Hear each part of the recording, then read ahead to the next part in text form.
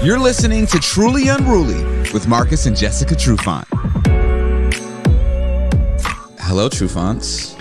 What's up, sir? What's up?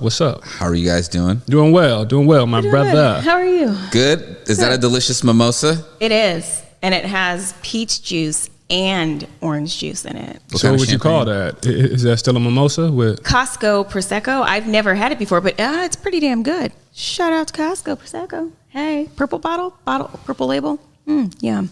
All right. Kirkland brand, baby. Do not sleep. We were just at a friend's house, and they had the Kirkland brand, bourbon or the equivalent of Crown Royal. the Costco's Crown? Yeah, and did they have the clear too? Finished. So yeah, nice. it's pretty strong. So this week's episode was kind of where we left off of a conversation that we sort of started to have last week. Okay. And it was about marriage expectations. Hey. And the idea of things that society may put in our heads that we are supposed to expect when we get married and things expect too, maybe. Yeah. Maybe some of that too. False expectations, etc. But so I Marriage have a is list just of one false I have a list of expectation after the other. Say that again, Jess. I didn't interrupt you. Marriage is just one false expectation after the other. Jesus, that is dark. So I have a list of expectations for a great marriage. But before we get into the list, I wanted to just ask you guys a question. Based off of, because I always say normal is what happens in a household, so what you're raised around is what you know. Was the idea of how you saw your parents' marriage was how you possibly expected your marriage to be? So like certain examples or certain values and stuff that you could see that your parents set in their marriage. Like when we were younger? Well, yeah. Or as we got older, because either way I didn't really think about it. As a matter of fact, when I was younger, I always wanted a baby, and I really wanted it. It's kind of fucked up to say, actually. I wanted to be a single mom. I did not want to be attached to no dude. I was like, I'm going to have a baby one day, but I don't want a guy. I'm just going to be a single mom. Well, in hindsight, but you didn't grow up in a single parent household. No, I didn't. Though. Yeah, so that's interesting. That's a little bit different. That is different. Yeah, I've never heard of that. I don't know. That's weird. Somebody break that down, because I don't even understand what that feeling was about. I literally used to think like that. And then, I grew up and started having boyfriends, and then that changed. I might have even thought about that. I don't know. Anyways, weird. Okay, go ahead. I grew up a 2-parent household, though. So now and how I saw marriage is, 2 parents, this is what you do. And the guy, and you do anything for your wife or for your lady. And that's just how it works. And that's what I've tried to replicate. You have. So, I was blessed in that way. Even though I said I wanted to be a single parent, unconsciously, I know I was taking in my parents and their marriage. And it is an example for how we have been and treated each other and wanted to be like and all that kind of stuff. But aside from wanting to be a single, I can't believe I just said you that. Wanted a Barbie doll. I played a lot of Barbies, and Barbie was a single bitch, right, for a lot of the time, and she had her little kid and stuff. Harsh. So what did Barbie ever do? I wanted to be like Barbie. I'm like, fuck a dude, and plus, Ken, remember, he doesn't even have a front. So how is he making any babies? So, anyways, very true. I was gonna be a single mom. Yikes. Sorry. Okay. Well, all right. Okay. Well, I have another question for you, Jess, before we get into these. Also, as a woman, and let's say outside of, watching your parents, were there things, because, we grew up in the age of MTV and BET and music videos. And was there ever an outside influences that may have kind of structured your idea of what to expect of marriage, of possibly of like, well, when I get married, my life is supposed to be like this, and my husband is going to be like this?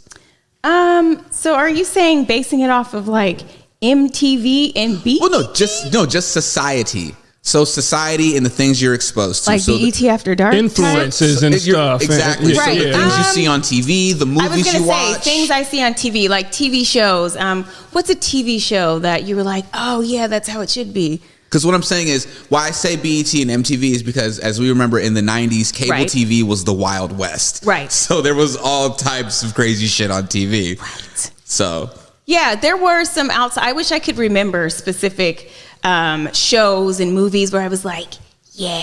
Family Matters. I thought about Family Matters. But Rock.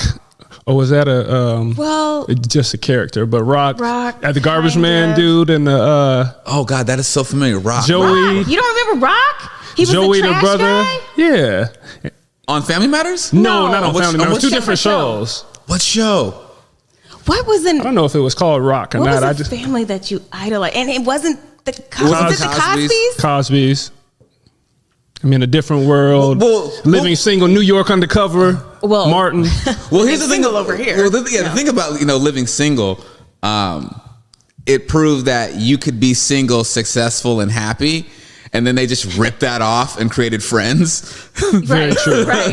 Yeah. But yeah, like I definitely know like the examples like the Cosbys and stuff like Right. that shows that you can be like, you can come from, there's black educated families exist. Right, you know? right. It was inspirational. Right. But we were younger though, so I don't even know if we were Even processing it that way. yeah Right. absorbing it in that way. Maybe we seen it, but just like you said, you were That's why I was subconsciously like, I want to kind of, I but just want a baby, no dude. right. Yeah. But yeah. So how about you, Kel? Did you have any outside influences that you were like, yeah, this is how I want my family to be? Yeah, I did, because I grew up in a single parent household. So my parents got divorced when I was 5. Right. And so I didn't see my dad after that till I was like 18 or whatever. So I had the example of my grandparents, of course, but that's a totally different older generation. So Right. it's a little different. But honestly, like I had like my friends, like some of my best friends' parents, like one of my Right. childhood best friend, Michael, and I watch how his parents interacted, and like Ira and Judy just fucking just loved each other, you know? And so I had good friends around me and good like family friends Right, around me good that examples, that had good yeah. examples and stuff like that. But, then there was the other side of like, being the kid in school that, your grandpa picked you up from school. Right. Like, why doesn't your dad ever come get you? Right. And like that kind of weird shit. So yeah, luckily I did have good examples, thank God, because, a lot of black men that come from, where I come from, like don't have that and Yes. didn't have that, and still to this day, like struggle, with kids of their own and stuff. Right. So yeah, I actually, surprisingly enough, like I did. And that's one thing about Seattle is that, the black community here is so tight knit, and everybody's grandparents know everybody. Everybody's parents know everybody. Everybody's connected somehow. Everybody's connected somehow. So like you have those positive examples, that you can find within family and family friends, because it's such a Right. it used to be at least a closer knit community. Right. So I wasn't allowed to go to anybody's house, so I didn't get to see other people's parents. it sucks because like I was trapped. yeah, like, and like I gotta front, like some of the best examples I had was from like seeing like my Asian friends' parents and like my white friends' parents, Well, It was weird. And in my head, I'd be like, you know what? Like a black family can do this. Right. right. Black families do this. Right. So Come on in here, Timmy, and get this organic rice. yeah, and like I remember my one friend's mom, and I was vegetables and like, tofu. My one friend's mom used to be like, Steven, come on, it's supper time. Like you see, I'll say it's supper time. You'd be like, what is that? I'm like, why don't you just tell this nigga it's dinner? Like, what does that mean? Right. You Yeah. know what I'm saying? That's and what's funny. cool about you guys is that you guys now are that example, Yes. Yes, to we are. your kids and to your kids' friends. Right. Mm-hmm. So, all right, let's get into these these list of expectations. Okay. Expectations for a great marriage. Expect conflict. Conflict will happen, and it's okay if you handle conflict in a loving, mature way. If you don't have conflict, that's flipping weird. That is very That creepy. means you have, I don't know what kind of bot marriage you have where there's no conflict. Stepford wife? Right. What? So yes, you should be prepared for conflict, and it's all about, we've talked about this before, it's all about how you handle conflict and come out on the other side. Right. But kind of like we were just discussing, the expectation may be that in marriage, probably not now, because a lot of men are scared of marriage and they think that it gets worse after marriage. But it gets worse when you have this expectation, okay, everything's going to be perfect after marriage. We've crossed this threshold, so now things should be different in the positive way all the time. But that's not a realistic thing. That's the movies, that's social media, etc. So early on, both parties, male, female, being like, okay, conflict is going to come and this is what we're going to do. This is how we're going to fight fair. Right. You know what I'm saying? Or you work your way through it. And the more conflicts you have, the more resolving skills you learn, and, you know, you just grow that way. Because, you know, there can be quite a few conflicts. But for some people, conflict is like, okay, the marriage isn't working. So this conflict is meaning that we might need to go our separate ways, but that's not always the right thing. And we've talked about this before. So And there's a difference between, you know, conflict and continual bickering. Like, there is a difference. There are going to be conflicts, but when you're continually going at it and pissed off at each other every day for some reason. Oh, wait a minute. Is that us? Nah. Okay. I had to think about that. Anyway, pissed off every day. That's unhealthy. That is not healthy conflict. That's not good. Right. So, all right. Next one. Expect disappointments. File this in the you're both only human category. Your husband will not be the answer to all your problems, or wife. He or she won't be a mind reader or anticipate all of your needs. Excuse me. Be prepared to forgive. We need you guys to be mind readers. We need you guys to be Miss Cleo. You guys need to tell us. Bitch. Like, seriously. You guys need to tell us. Like, men, we are very simple beings. You know what? Sometimes we Say tell that again, you. Kel. We're so simple. Yeah. Just tell us. Sometimes we do tell you, and maybe we don't always tell you direct, but indirectly, we're dropping dimes like that, and you guys are But I can't sit here and, like, you sit here and, like, your body, I'm supposed to read your upset body language. And then I ask you, what's wrong? Well, I don't want to talk about it. Okay. And then I let it go, come back, and then you're like, get in the car, let's go get something to eat. Yo, you're still mad. Well, you don't want to sit here and talk about what's it. I asked you what's wrong, and you said you didn't want to talk about it. But that right there was your cue. There is something wrong. Clearly, and so I don't want. Me and tread I don't. lightly. No, but I don't want to continually. I don't want to irritate you, so I'm just gonna back off. That makes it even worse, I think. I was just about to say that, because that's my thing. See, I think sometimes you want to be, you know, you want somebody to coax it out of you. We need that. That's my thing. It's very toxic. Real. So toxic. Become mind readers, please. Mind reading and acting on stuff that's outside of our character, and it's a learned behavior. You have to practice mind it. read? Well, just to read the cues, because I know for me, I'm oblivious to a lot of stuff, but I hate being caught off guard. If I'm just, and then I'm like, I'm getting this stuff just out the blue, and I don't know how to defend myself. That puts me in a different state of mind. So I have to literally, like, you know, come to center and be like, okay, this is what's going on and this is going on. So let me respond accordingly to get a different outcome. And sometimes it's not always good. You got to get nasty and kind of sling the mud or whatever, but let's get through it. Let's find a way to work through it. But it goes both ways. Perfect though. guy over No. here. It goes both ways. So when women say they have these cues and stuff, and they think that us men are so simple, it puts them in a position that they feel like they don't really have to do anything, right? You guys are. Fair. They don't have to do anything because we're so simple. When A, B, C, 1, 2, 3, it's just so they just kind of push it off to the side. he tells no lies. Well, I may be talking about me and Jess. I may not be. well. But that's no my lies. truth. That's my truth. That's where I'm at. So Yeah, because Well, y'all need to be a little bit more complex, okay? I can't. But if it's so simple, it should be easy. it should be easy. Because the thing is, if it gets more complex, it turns into the emotional roller coaster, and it starts doing all this. And, Well, sometimes we need that. We need that sometimes. We need that emotional roller coaster. We need that. Sometimes you're so simple that you are That's void what I'm learning. of Yeah. everything. Yeah, but I think, and this is no knock on all women all or guys women, aren't simple. but all I'm saying is, I'm gonna sign on to that too, Kel. Yeah. Not all women. Not all women, Right. But y'all need to find some healthy outlet to deal with that, because it's not fair. It's not fair, and it's toxic as shit.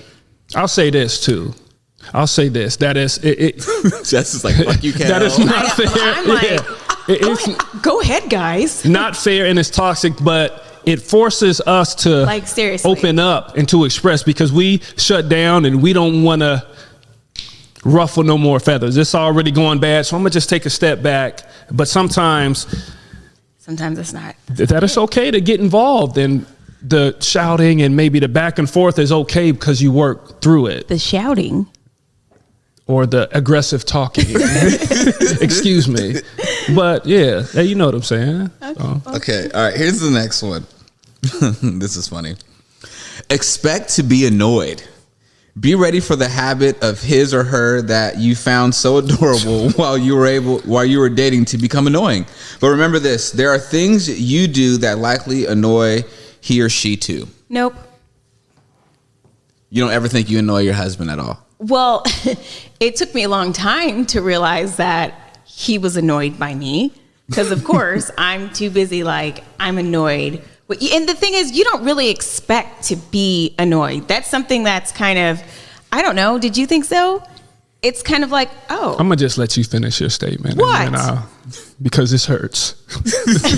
So go ahead. That's what I was gonna say. And then you feel guilty. Literally, you feel guilty when somebody's so annoying. I always talk about when Marcus is chewing and shit, and little small things. And then it's like, should I really be that annoyed over that shit? Yes. But yeah, no, I'm not annoying. What? Would you like to, your rebuttal, sir?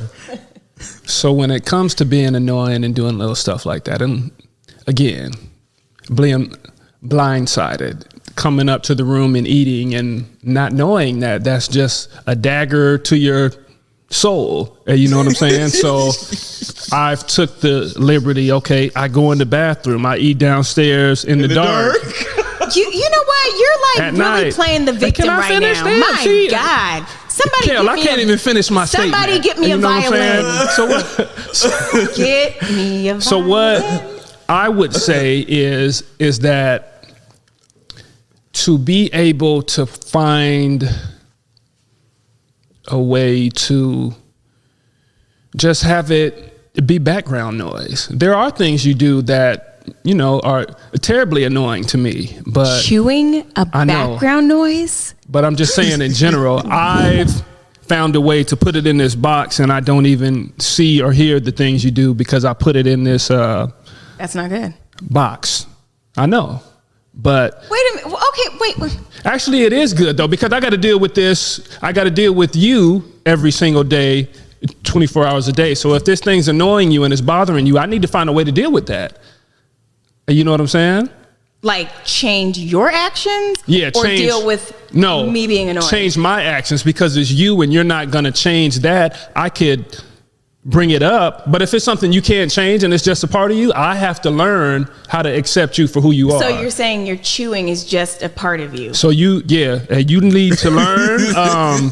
When he got in the car, some earphones or some earmuffs or the car something. is not even on. There's no noise. He takes a cherry and immediately starts. I'm like, what is all this? It's a freaking cherry. I was eating around the seed for clarity. I was eating around the seed I was annoyed. And I just felt the energy. I felt some eyes and I was oblivious. I'm getting in the car. I'm driving on. Right. Thank you for getting us some cherry. We're both sharing some cherries out of this bowl. It was still silent. There wasn't even music or I know, but then I'm like, oh man, I just feel the energy. I'm like burning a hole through your. And I started to get mad too, but then I was like, I know where she's at. I know where her energy is. And that annoys me when it's these little things and you kind of get this. I get mad.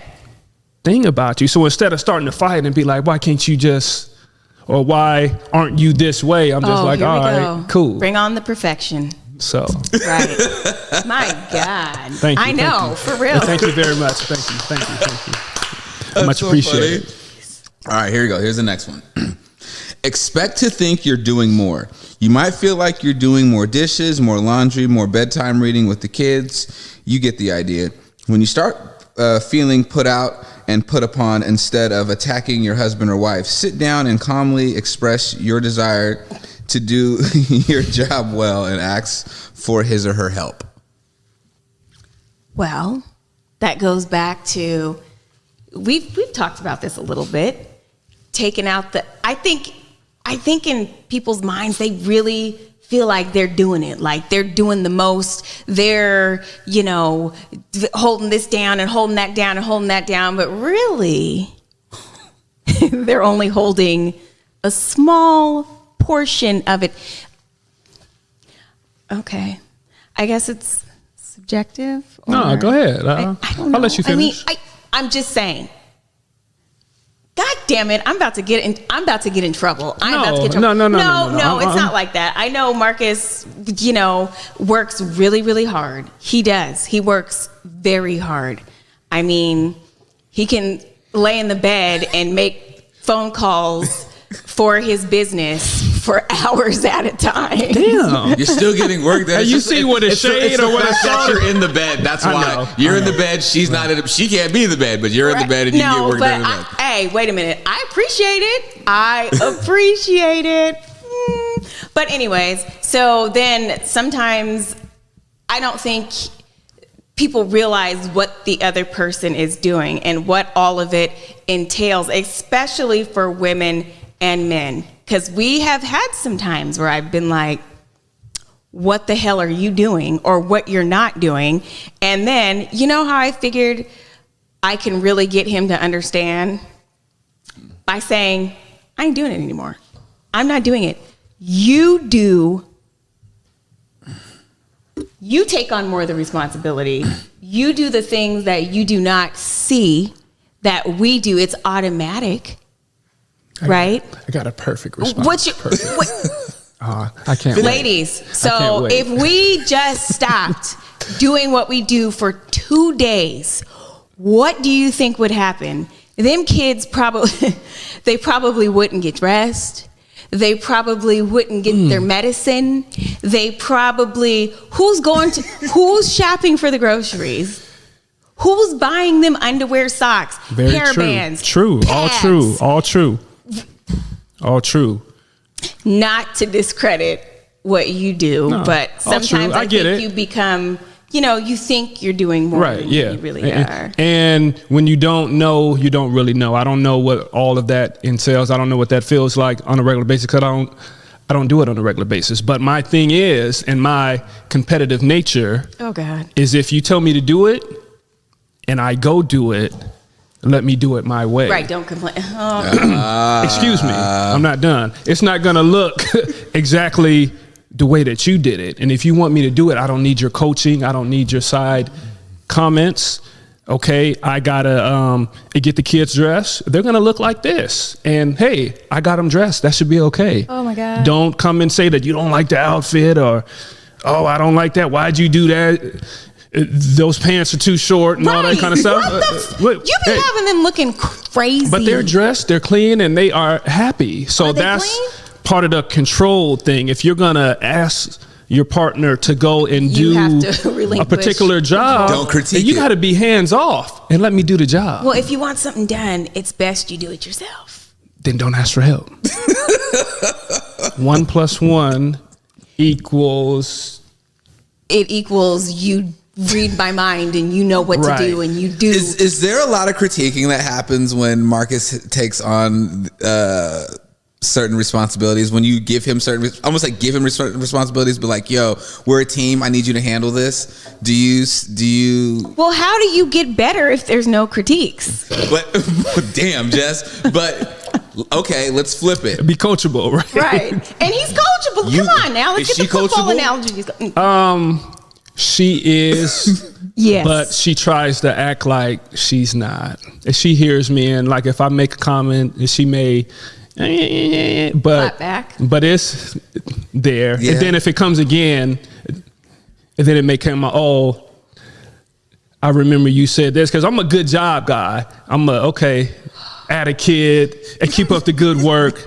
I like to give the pat on the back, right? I think your perfection is annoying. That's annoying as fuck. No, so I like to do it even if I'm doing it like in a joking way, but I do it, and she's like, oh yeah, because I remember you said this, and even though at the time she tried to act like if she didn't want to hear me or anything, so she's coachable. It's marinating, right?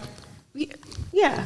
So she's coachable, but you're definitely expecting to get some flame fired back. Yeah, but I'll tell him to do something, and I'll pretty much follow him and breathe down. I wear the flame retardant while he's doing it. I mean, it doesn't bother me. You wear a flame retardant. Not a lot. Over time, it may bother me, but I know kind of where we are in our different type of personalities. Right. Does it bother, and this is the question for both of you, does it bother you more when, like, let's say you correct her or you correct him than it is from hearing it from someone from the outside? Does it bother you more hearing it from your spouse? It depends on what is being corrected. Okay. But so, yeah, I don't like being corrected in general. Right, but so outside or inside, I am probably pissed or annoyed or bothered. But certain things that he will correct me on, I would probably take it better from outside. From the outside. Like, as soon as I hear the correction coming, I'm like, 3, 2, 1, here we go. Is it because coming from your spouse, it may come off more condescending because it's from your spouse? Yes, and because a lot of the time, it's true. So it makes me even more mad. Like, from the outside, sometimes I can be like, oh, yeah, whatever, I'm not listening to you. But when it comes from your spouse who really and truly knows you, right, you can get a little irritated. You can get a little pissed off. Like, don't come at me like that. You know, right. You don't know what you're talking about. And deep down, you're like, oh. Pretty simple for me, yes. It's definitely times 10 coming from my spouse.